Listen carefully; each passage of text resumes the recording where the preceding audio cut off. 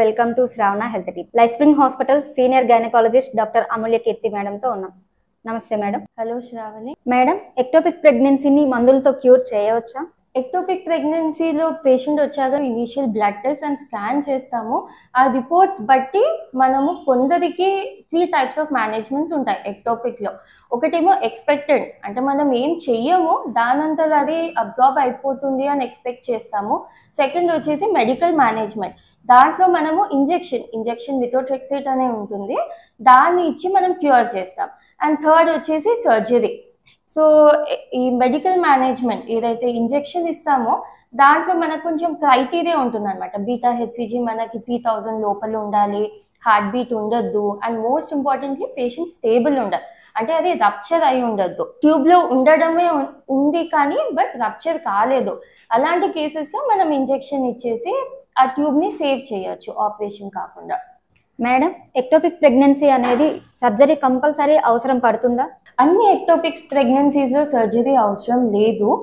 ఎక్కడైతే మనకి మెడిసిన్ పని చేయలేదు, మిథోట్రెక్సేట్ ఇచ్చాము, ఒక్కొక్కసారి డబుల్ డోస్ కూడా ఇస్తాము, బట్ ఇచ్చినా కూడా అది రిజాల్వ్ కాలేదు, అలాంటి సిచ్యువేషన్స్లో సర్జరీ చేస్తాము. ఆ surgery can be either laparoscopy or laparotomy. And second వచ్చేసి ఒకవేళ అది రప్చర్ అయింది అండ్ హీమోపెరిటోనియం, అంటే బ్లడ్ అనేది ఆ ట్యూబ్ రప్చర్ అయ్యి బ్లడ్ అంతా అబ్డామిన్లో కలెక్ట్ అయింది, అలాంటి సిచ్యువేషన్లో కంపల్సరీగా ఇమీడియట్గా సర్జరీ చేస్తాం యాజ్ సూన్ యాజ్ పాసిబుల్. ఎందుకంటే that's a life saving procedure for the patient. ఆ సర్జరీలో కూడా మనకి వెరైటీస్ ఉంటాయి. ఒక సర్జరీలో మనం అటు సైడ్ ట్యూబ్ మొత్తం తీసేస్తాము, దాన్ని సాల్పింగెక్టమీ అంటారు. అండ్ ఇంకొకటి సాల్పింగాటమీ అంటారు. దాంట్లో ట్యూబ్ సేవ్ చేస్తాము, జస్ట్ ద ప్రెగ్నెన్సీ కంటెంట్స్ తీసేస్తాము. ఇలా వెరైటీస్ ఉంటాయి. అండ్ ఇది నేను చెప్పేది ట్యూబల్ ఎక్టోపిక్కి. ఓవేరియన్ ఎక్టోపిక్లో మాత్రం కంపల్సరీ సర్జరీ చేయాల్సి ఉంటుంది. అబ్డామినల్ ఎక్టోపిక్లో కూడా లేటర్ స్టేజెస్లో సర్జరీ చేయాల్సి ఉంటుంది. ఇనీషియల్ స్టేజ్లో ఇంజెక్షన్ ఇవ్వచ్చు. అదే సిజేరియన్ స్కార్ ఎక్టోపిక్లో కూడా కంపల్సరీ సర్జరీనే ఆప్షన్. అండ్ సర్వైకల్ ఎక్టోపిక్లో మనం ఇంజెక్షన్ ఇవ్వచ్చు. అలా ఎలాంటి ఎక్టోపికో చూసి దాన్ని బట్టి ట్రీట్మెంట్ అనేది ఉంటుంది. మేడం, ఎక్టోపిక్ ప్రెగ్నెన్సీ వల్ల తల్లికి చాలా ప్రమాదం అంటున్నారు, అది నిజమా మేడం? ఇనీషియల్ స్టేజెస్లో మనం ఎక్టోపిక్ ప్రెగ్నెన్సీని గుర్తిస్తే we can save the mother from any danger. ఇనీషియల్గానే మనం ఇంజెక్షన్ ఇచ్చి పేషెంట్ని అబ్జర్వేషన్లో పెట్టేసి అన్ని టెస్ట్ చేయించి క్యూర్ చేయొచ్చు. బట్ ఒక్కసారి అది రప్చర్ అయ్యి పేషెంట్ మన దగ్గరికి లేట్గా రావడం అనేది రిస్కీ అనమాట. Ectopic pregnancy is an emergency. So ఇలాంటి సిమ్టమ్స్ ఏ పేషెంట్ ఉన్నా కూడా ఇమీడియట్గా హాస్పిటల్కి రావాలి. మేడం, ఎక్టోపిక్ ప్రెగ్నెన్సీ రావడానికి ఎలాంటి కారణాలు ఉంటాయి మేడం? ఇందాక చెప్పినట్టు ట్యూబల్ ఎక్టోపిక్కి మెయిన్ కారణం వచ్చేసి అన్హెల్దీ ట్యూబ్ అనమాట. సో ఎవరికైతే పిఐడి, పెల్విక్ ఇన్ఫ్లమేటరీ డిజీజ్ అంటారనమాట, సో అది ఉన్న వాళ్ళకి, ట్యూబ్స్ అన్హెల్దీ ఉన్న వాళ్ళకి, బై బర్త్ ట్యూబ్స్ డిఫెక్ట్ ఉన్న వాళ్ళకి, అండ్ కాపర్టీ వేయించుకున్న వాళ్ళకి జనరల్ పాపులేషన్తో కంపేర్ చేస్తే ఎక్టోపిక్ ఛాన్సెస్ కొంచెం ఎక్కువ ఉంటుంది. మరీ ఎక్కువ కాదు, but as compare to the general population కొంచెం ఎక్కువ ఉంటుంది. అండ్ ప్రొజెస్ట్రాన్ ఓన్లీ పిల్స్ వాడే పేషెంట్స్కి కూడా కొంచెం ఎక్కువ ఛాన్స్ ఉంటుంది compare to the base line population. ఇంకొక రిస్క్ ఫ్యాక్టర్ వచ్చేసి స్మోకింగ్ అనమాట. స్మోకింగ్ వల్ల ఏమవుతుంది అంటే ట్యూబ్లో ఉన్న సీలియా మొటిలిటీ అనేది తగ్గుతుంది. సో దానివల్ల ఫామ్ అయిన ప్రెగ్నెన్సీ అనేది ట్యూబ్లోనే ఉండిపోవడం జరుగుతుంది.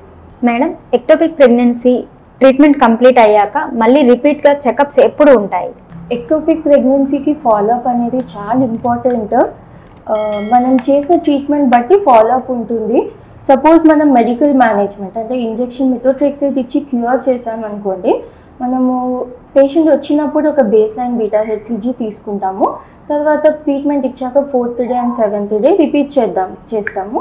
దాంట్లో మనకి సరిపడే లెవెల్స్ తగ్గాయి అంటే మనకి రిపీట్ ఇంజెక్షన్ అవసరం లేదు. బట్ ఒకవేళ బీటా హెచ్సిజీ లెవెల్స్లో పెద్దగా మార్పు లేదు అంటే సెకండ్ డోస్ ఆఫ్ ఇంజెక్షన్ కూడా ఇవ్వాల్సిన అవసరం పడవచ్చు. బట్ సపోజ్ పేషెంట్కి ఆపరేషన్ అయింది అండ్ మనం అటు సైడ్ ట్యూబ్ తీసేసామనుకో, అప్పుడు మనము ఒక 3 weeks తర్వాత ప్రెగ్నెన్సీ టెస్ట్ రిపీట్ చేస్తే చాలు, అది మొత్తం క్యూర్ అయిపోయినట్టే. బట్ ఒకవేళ మనం సాల్పింగాటమీ అనే ప్రొసీజర్ చేసాము అంటే వీక్లీ బీటా హెచ్సిజీస్ రిపీట్ చేయాల్సి ఉంటుంది 3 weeks వరకు. మొత్తం మనకి నెగిటివ్ వచ్చే వరకు రిపీట్ చేయాల్సి ఉంటుంది. మేడం, ఎక్టోపిక్ ప్రెగ్నెన్సీ వచ్చిన తర్వాత మళ్ళీ ప్రెగ్నెన్సీ నార్మల్ గా వస్తుందా, లేదంటే ఏదన్నా ట్రీట్మెంట్ తీసుకోవాలా? ఎక్టోపిక్ ప్రెగ్నెన్సీ వచ్చాక నార్మల్ ప్రెగ్నెన్సీ ఖచ్చితంగా వస్తుంది. బట్ ఓన్లీ థింగ్ ప్రెగ్నెన్సీ రాగానే మనము కొంచెం విజిలెంట్ ఉండాలన్నమాట. ఎందుకంటే మళ్ళీ ఎక్టోపిక్ కాకుండా చూసుకోవాలి. సో కొన్ని బ్లడ్ టెస్ట్ కొంచెం ముందే చేయించడము, స్కాన్ మానిటరింగ్ అదంతా కొంచెం ముందు నుంచే స్టార్ట్ చేద్దాము. Will just be little more vigilant అనమాట. బట్ ప్రెగ్నెన్సీ రావడానికి యాజ్ సచ్ ప్రాబ్లం అయితే ఏముంటుంది. మరిన్ని అప్డేట్స్ కోసం చూస్తూనే ఉండండి శ్రావణ హెల్త్ టిప్స్. ఈ వీడియో కనుక మీకు నచ్చినట్లయితే please like, share and subscribe Shravana health tips.